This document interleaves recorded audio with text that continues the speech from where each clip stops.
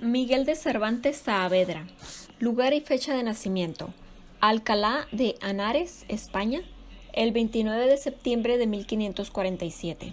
Y lugar de su muerte fue en Madrid, España, el 23 de abril de 1616, aunque en realidad él murió un día antes, pero registraron su muerte hasta el día 23. Géneros literarios y obras. La corriente literaria que Cervantes trabajó fue la renacentista, puesto que él vivió durante el Renacimiento. Dentro del género literario, la narrativa, él hizo su primera obra llamada La Galatea, escrita en 1585. Luego escribió novelas ejemplares de 1590 a 1612, 22 años.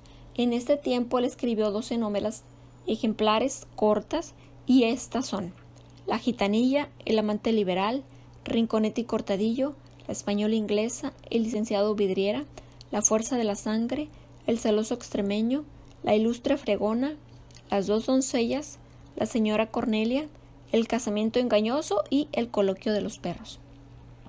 Y por supuesto su obra máxima, que fue Don Quijote de la Mancha, escrita su primer parte en 1605 y la segunda en 1515. También hizo los trabajos de Persiles y Sigmunda en 1616. Esta fue su última obra hecha. Dentro del género literario lírico, hizo Viajes del Parnaso, escrita en 1614. Y del género dramático hizo Tragedias de Numancia y Tratos de Argel, junto con 8 comedias y 8 entremeses.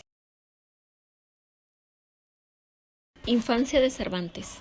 Fue el cuarto hijo de un modesto médico, Rodrigo de Cervantes y de Leonor de Cortinas. Desde la infancia vivió una vida marcada por los problemas económicos, hasta su muerte.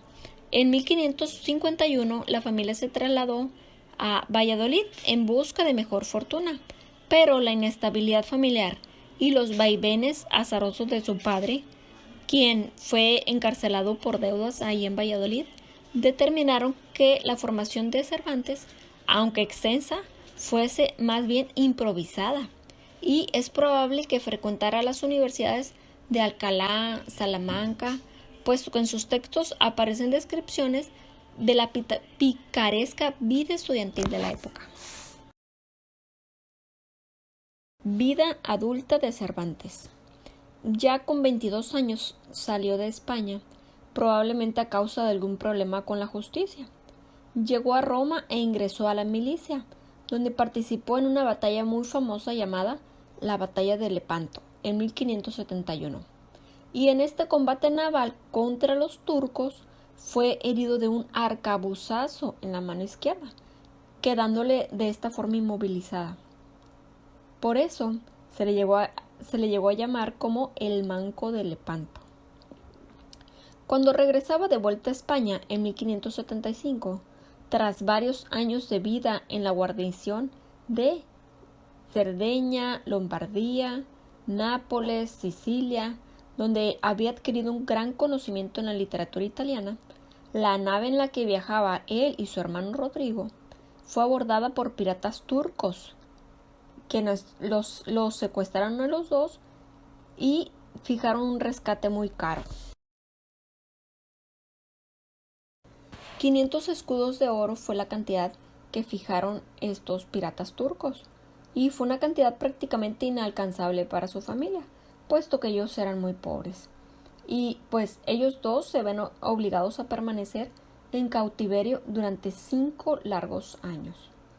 Este cautiverio en las mazmorras o baños argelinos le dejaría a Cervantes una huella indeleble, puesto que en sus obras exaltaba la búsqueda de la libertad, puesto que de manera personal él la buscaba.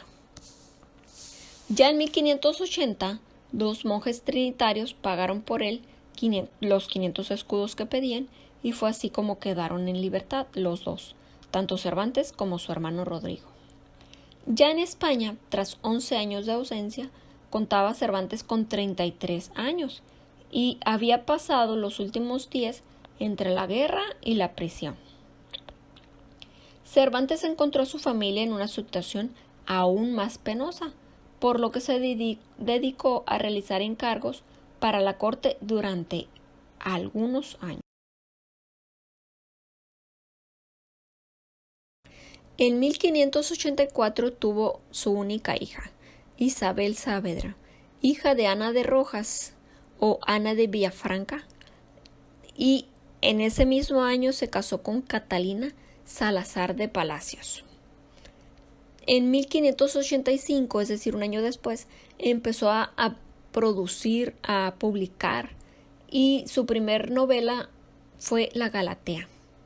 Ya en 1587 aceptó un puesto de comisario real de abastos y cobrador de impuestos que, si bien le acarreó más de un problema con los campesinos, le permitió entrar en contacto con algo muy importante, que fue el contacto con el picaresco mundo del campo, que también reflejarían en las obras, en la mayoría de sus obras, pero principalmente en la obra de Don Quijote.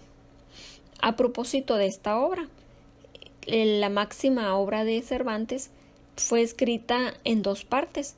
La primera parte apareció en 1605 y el éxito de este libro fue inmediato y considerable, pero no le sirvió para salir de la miseria, puesto que el editor que publicó su obra lo engañó y le robó todo lo que podía haber ganado con la venta de sus libros.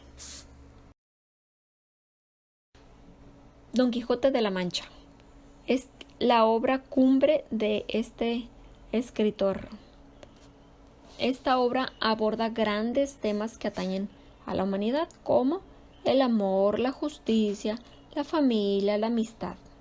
Lo normal en las novelas de caballería de aquella época es que la acción importa mucho más que los personajes, pero en las obras de Cervantes acaba con eso, pues consigue que el personaje sea el más importante y que los hechos o la ficción pasen completamente a segundo plano.